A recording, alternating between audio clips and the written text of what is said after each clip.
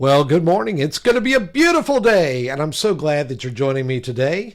Today is January the 24th, 2025, and today we are in 1 Samuel chapter 8, verses 8 and 9. Now, I'll be reading from the English Standard Version, but get your cup of coffee and let's jump into this text this morning. 1 Samuel chapter 8, verses 8 and 9. Here's what the text says.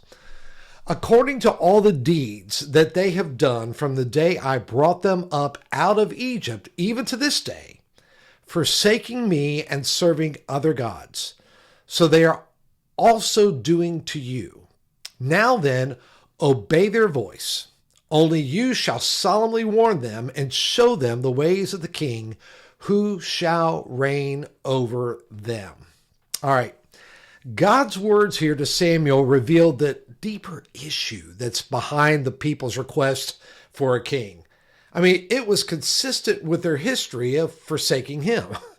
So from the moment he delivered them from Egypt, the Israelites struggled with idolatry. They struggled with rebellion, and they struggled with a lack of trust in God's provision. And their desire for a king was simply the latest manifestation of a long-standing pattern of rejecting God's rule over their lives. So despite their rebellion, God instructed Samuel to obey the people's request, but to warn them clearly about the consequences of having a king. And this is a powerful demonstration of God's patience and his willingness to let his people learn through their own choices. He didn't force them to follow his way, but he allowed them to experience the results of their decision, even as he provided guidance and warnings through Samuel. So this passage really does remind us of God's sovereignty. It reminds us of God's grace, even in the face of human rebellion.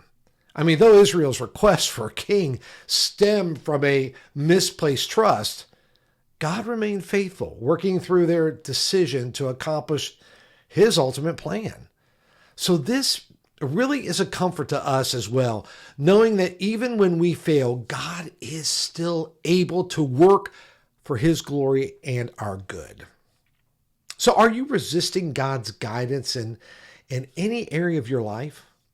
Reflect on how he has been faithful to you in the past, even when you have chosen your own way.